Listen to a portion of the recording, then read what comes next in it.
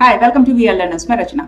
हम आपके लिए ऑनलाइन ट्यूशन शुरू करें जिसमें क्लास 10 मैथ्स के सारे चैप्टर्स रेगुलर अपलोड करेंगे। रेगुलर अपडेट्स के लिए हमारे चैनल को सब्सक्राइब करके नोटिफिकेशन बेल बटन दबाएं।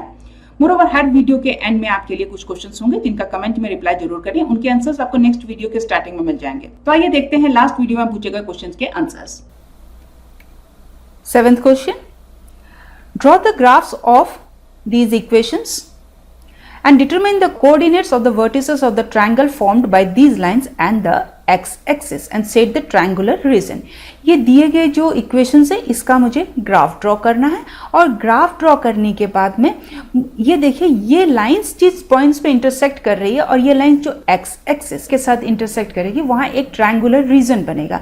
वो जो ट्रायंगल बनेगा उस ट्रायंगल का मुझे वर्टिसेस ढूंढना, मतलब जो पॉइंट्स होंगे जिस पॉइंट्स पे ये इंटरसेक्ट कर रही है एक्स एक्सिस के साथ और आपस में, उसका मुझे कोऑर्डिनेट इसका लिखना है। तो आइए सबसे पहले हम ये दिए गए जो इक्वेशन है इसका ग्राफ ड्रॉ करते हैं। सो ये है first equation and this is the second equation.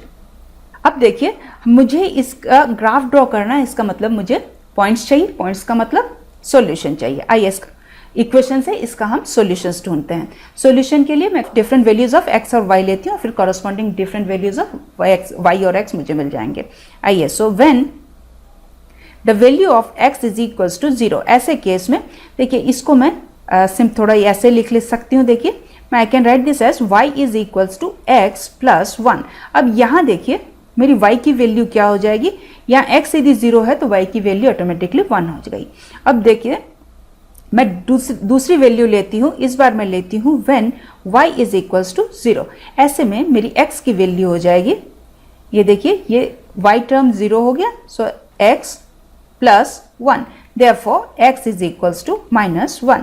Next value मैं लेती हूँ x की 2, so when x is 2 y is equals to 2 plus 1 equals to 3।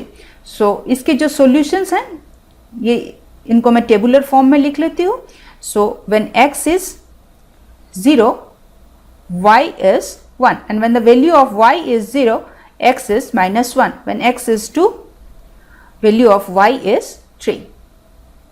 now for the second equation similarly इसके भी हम solutions ढूंढते हैं। so इसको मैं लिख सकती हूँ, चलिए इसको मैं लिख लेती हूँ, equals to I can write this as twice y is equals to, इसको ट्रांसपोज करती हूँ मैं, so this is 12 minus thrice x implies this is y is equals to 12 by 2 minus thrice x by 2।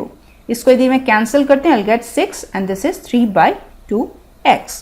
अब यहाँ मैं different values लेती हूँ।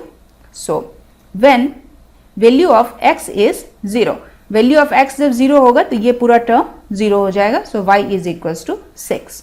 now next when y is equals to 0, y is equals to 0 इसका मतलब ये 0 हो गया, 0 is equals to 6 minus 3 by 2 x implies I can write this as 6 is equals to 3 by 2 x implies this is 6 into flip कर देती हूँ 2 by 3 equals to 8। अब इससे मैं कैंसिल कर सकती हूँ, I'll get 2, therefore x की वैल्यू हो गई 4। नेक्स्ट वैल्यू मैं लेती हूँ x की when x is equals to 2, ऐसे में y की वैल्यू हो जाएगी 6 minus 3 by 2 into 2। अब यहाँ देखिए इस 2 से इस 2 को मैं कैंसिल कर सकती हूँ, so this is equals to 6 minus 3 is equals to 3। अब इन वैल्यूज को मैं टेबुलर फॉर्म में लिख लेती हूँ। x की वैल्यू जब 0 है y की वैल्यू 6 है, when y is 0 x is 4, when x is 2 y is 3।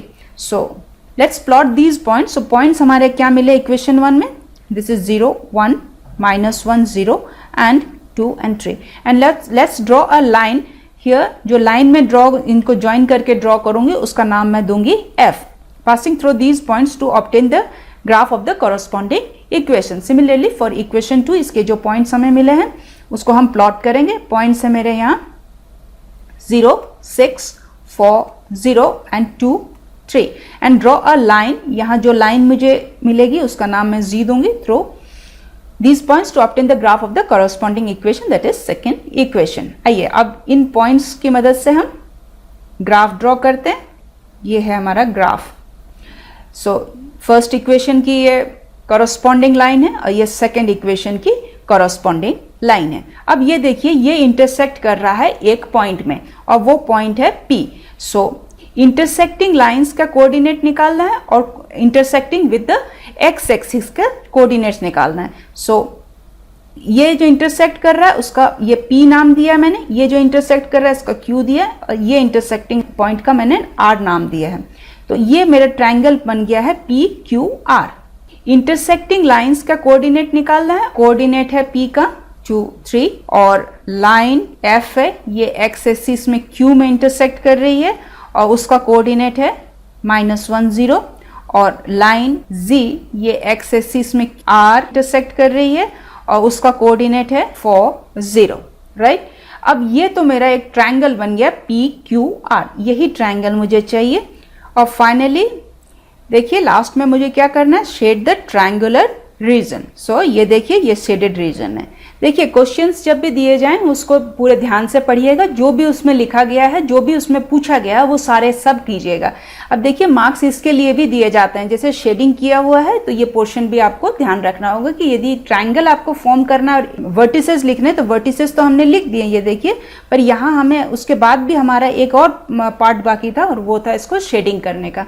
ये जो छोटी छोटी चीजें हैं क्वेश्चन में ध्यान दिया कीजिए. आइए अब देखते हैं आज के सवाल. आप जल्दी से कमेंट में इनके रिप्लाई करें. मोरओवर हमारे चैनल को सब्सक्राइब करके नोटिफिकेशन बेल बटन दबाएं सो दैट आपको हमारे वीडियोस के अपडेट्स मिलते रहें. सो आज के लिए यहीं तक. See you in the next class. Thank you.